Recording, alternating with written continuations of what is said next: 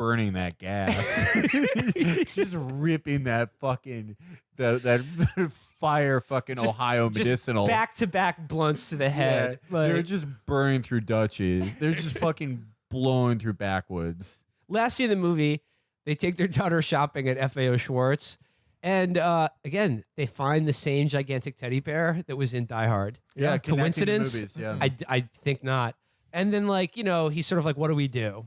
And Alice, Nicole Kidman, says, you know, I don't know what to think or do, but like what I do know is like I'm very grateful to have you, and that like I don't think, you know, the reality or dream of one night can like, you know, change like the overall like course or tenor of our life. And you know, he's like, do you love me forever? And she's like, you know, don't say forever, but you know, there is one important thing we need to do as soon as possible.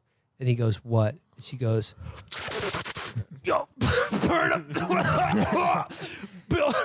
Just burn him. Yo, we need to blow that gas. We need to get fucking dumb. We need to get aggressive as fuck on those mids. Yeah. And then the last scene is just like them burning mids in the house, just laughing at dumb shit. And watching Comic View on BET. Right. Just like and proving that Kubrick was a genius, the credit song is Because I Got High by Afroman, which didn't come out for another few years, if you recall. No, Kubrick wrote and performed that song. The last line of the movie is fuck. Produced and directed by Stanley Kubrick. The last thing he'll ever do. Yep. Yeah. Fuck. Did a curse word. He did a cuss. Ending the movie. He did a no growth. Which, of course, you know, there's Zizek has talked about that, how this movie is also like about Lacanian, you know, fantasy, and about how the whole movie is Cruz being like overwhelmed by like the super fluidity of fantasy, and they need to have sex not to fulfill this fantasy but to push it away, and like turn their back on it and say, no, we'll just do the thing that can never compare to the fantasy that they've been pursuing the whole time, which is it's not about sex, it's about something beyond that. But there's this thing that happens in that last scene that it's some Room 237 shit, but it is interesting. That is part of the theory of people who say that it is about elite pedophilia and that it's like a coded message. And that is that, so at the last shots before because the very end of them is just close-ups of them and then like the two shot of their heads talking. Before that, the daughter they're leading her through one of these aisles, and they stop at the head of one of the aisles and turn to each other. And the daughter, who's between them but behind them, starts walking away from them. And then two men kind of go up next to her, and one of them steps between the daughter and them, almost like she's being kind of taken. And they're both guys who appeared at the Ziegler's party at the beginning of the movie, including one of them who was a waiter at the party. So interesting. The theory there is that the deep implication here is that the daughter is being taken. And that sets up the movie Taken. Yes. No, I have a very particular set of skills. Yeah. Repeating what people tell me. Yeah, I have a very particular set of skills. Getting pussy, not one of them. I mean, you guys lay out a very convincing case that this is about Epstein and it's about like elite pedophilia rings. But I think this movie is about imposter syndrome. Tom Cruise has it, and it destroys his relationships with Sidney Pollack. Yeah, but even before like pedophilia, because it's like even elites, like let's say it's politicians or whatever, they can't just be buying like top dollar fucking prostitutes. So even if you had a bunch of like politicians or whatever going to parties to fuck prostitutes, that would be pretty fucking scandalous. Yeah. So the idea that it would be wrapped up in some satanic bullshit where they are worried about like, oh, this is getting out or whatever, then they're murdering people to cover it up. I mean, like, that is kind of like, if that is the case, they're having those parties, that by itself is I don't know, alarming or or would be something to reveal. I mean, I think like if you I'm like I'm not convinced that this movie is like a, you know, I take it about as seriously as the idea that like The Shining is about how he helped fake the moon landing. I just think it's something fun to think about. Yeah. Yeah. Well, That being said, it's like most art. It's not about anything. It's about what you bring to it, and it's a way to structure your own thoughts about it with the metaphors provided. That being said, like, I do think if you look at Kubrick's work as a whole, there is a sort of a thread throughout all of them, like whether it's like Barry Lyndon or Paths of Glory or even like Clockwork Orange or like almost any of his movies. Like the characters or actors that are in them are just sort of like these clockwork pieces as part of this broader mechanism of which they are sort of irrelevant to the whole of. It's why the acting in a lot of his movies comes across as kind of like weirdly stilted in a way, because it's like he kind of doesn't care about actors or individuals. But like I'm thinking Barry Lyndon specifically, like he abstracts the individual as part of these larger like sort of geometric groups and patterns where individuality sort of melts away and people are wiped out, you know, that scene where they walk into, you know, a musket fire in the French column. But on top of that is, I think, a deeper message about how dangerous power is. And like specifically after he filmed Dr. Strangelove, he never went back to the United States, never made another movie in the United States, never even flew on an airplane again, I think, and like put all of his money in like Swiss banks and gold and shit. He became like very paranoid about a lot of things. Yeah, I mean, it's an aside, but people often, one of the Room 237 things with The Shining is people think it's a movie about the gold standard.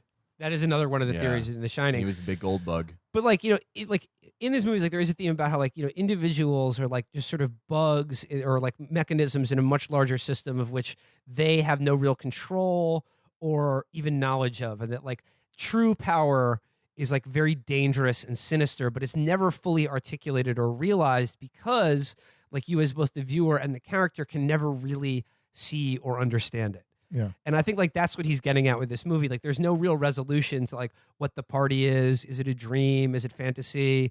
Like what does it all mean? It kind of doesn't really matter because it's like, you know, it's like we said about, you know, whether it's Epstein or Manson or any of these conspiracies, like the JFK stuff we talked about, it's like, it's ethereal, it's vaporous. It's just there as this kind of like malevolent fog over everything. And you can never really grasp it because you're not meant to. And like there's no resolution it's to the it. residue of your ignorance. It's like the vapor trail of the actual power mechanisms and people in power that you can never access by definition. All you see is like the outline created by like how the light bends around it, and all you can see is the bend.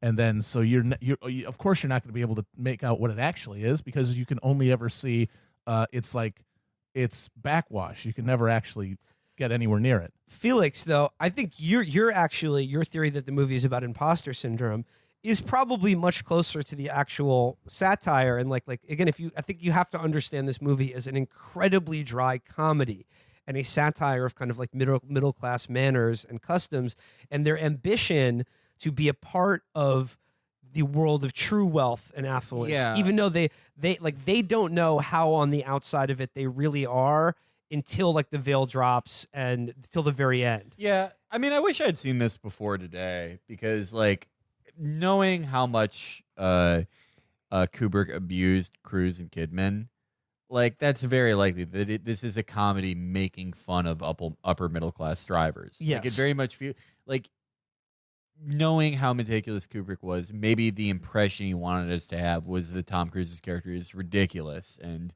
hilarious in a sort of subtle way amidst all this like elite horror. Even though like whether not even that the movie would be about or not about like these elites having these parties, it's not even really something you have to expose because like people are aware of it. I mean, there's enough evidence, you know, it's not like he would be able to shed light on these things happening. Yeah. So it's like, yeah, I mean, I don't know if like thematically that even ties into it any more than like the fact that he's a doctor is. It's just sort of a given is that elites do have like weird fucking sex parties. But like I said, like the sex in this movie or like the nudity or whatever, which was like the hook when it first came out, or like this orgy scene. It's like, as we said, like actually seeing it, it's like incredibly tame. Right. Mm. It's incredibly tame because I think all of the sex stuff or like the, you know, the ritualistic aspects of it are a kind of sleight of hand. I think it's a diversion, distracting you with like, you know, boobs or whatever. But like really, the currency of the movie is money itself. Yeah. Like that is the motor of everything. That's the real poison Right. Ultimately, in everyone's veins. Is like the more money you have, the more evil you are. Ultimately, basically. the first party and the second one are just as bad as each. Yeah. Right. The point of the orgy is like, yeah, it's not the sex. It's that they're in the club and you're not. Yeah. Yes. It's 100% a And that and he's exiled from the club is because it's not about sex. It's about acquiring things. It's about owning things. It's about owning people and using them and exerting power over them. It's about getting all those women to have to stand there and then kneel and then kiss each other and then get That's exactly the same as Tom Cruise being pulled away from the party to cover up an OD from his rich friend, because he understands instinctively, even though he doesn't really admit it to himself, is that is his use to this guy, is to be of service and to use discretion when dealing with these super rich people. What does he say when they first get to the party? The first party, he says he doesn't know anybody there. He doesn't know anyone there, but before that, he says, this is what doing house calls will get you. Yeah. There you go. That's as straightforward a clue as you're going to get for, one thing this movie is about.